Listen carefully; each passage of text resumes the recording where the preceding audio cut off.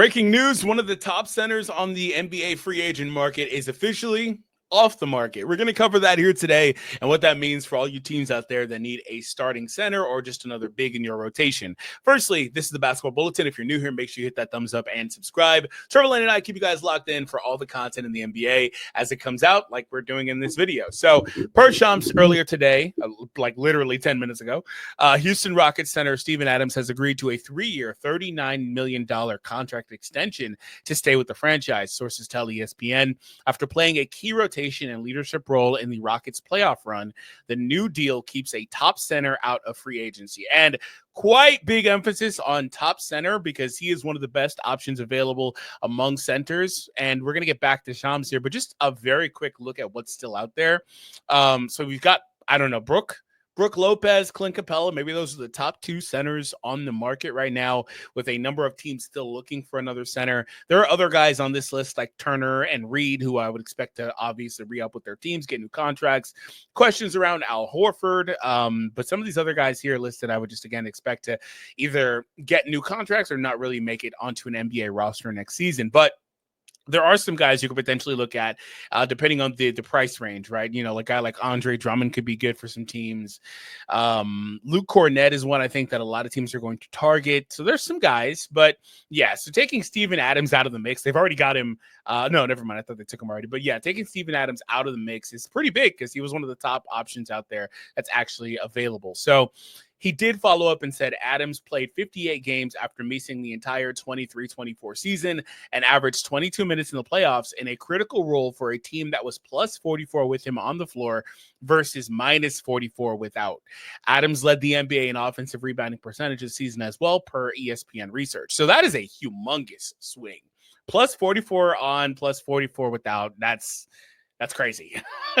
So it goes to show you they couldn't let this guy go. In fact, they should have played him maybe a little bit more. You know, he plays about 20 minutes per game, as you mentioned there. I wonder if maybe you're maxing out about 20 minutes. Maybe he's somebody that can play up to 25. Some guys are just kind of like that, to where you start getting diminishing returns if they play a little bit more than that. But regardless, Adams was awesome for them this season. And in Adams, he's been a very consistent role player throughout his career. I mean, you're not really going to get like any big scoring out of him, and if you do, it's quite the anomaly. But regardless, he does what he does very well. Can protect the rim a little bit, but above all else is a monster on the glass, particularly on the offensive glass.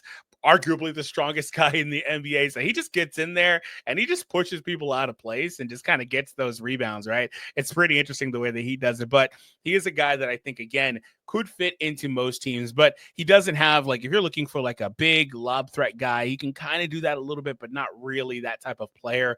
But again, does excel in the physicality side, because some teams just flat out need a center in general, and some of them need a center that's big, that's physical, that can do all these multiple things, or maybe they're going to look for multiple centers that can do just a combination of different things. And Adams, I think, is one of the top guys that would have been in the mix for most teams available looking for a center. And when it comes down to just some of the other options available, like I said, there's not like great approximations for what he does, but I do want to kind of take a look here really quickly at the power forward list available. Expected, you know, LeBron, Randall, those guys are probably not going to be free agents, of course. Collins, yeah, I guess. DFS, Bagley, Portis stands out. Larry Nance, he could be an option as well. Chris Boucher could be an option as well.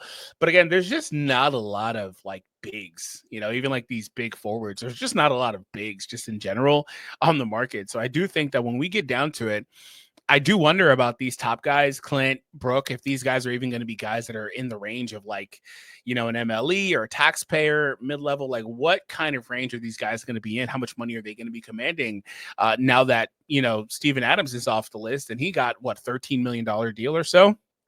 So that's pretty big, overall pretty big. But let me know what you guys think overall on this very quick video. Didn't have a ton of time, but let me know what you guys think about Steven Adams re-signing for the Rockets. Firstly, huge for the Rockets to retain him.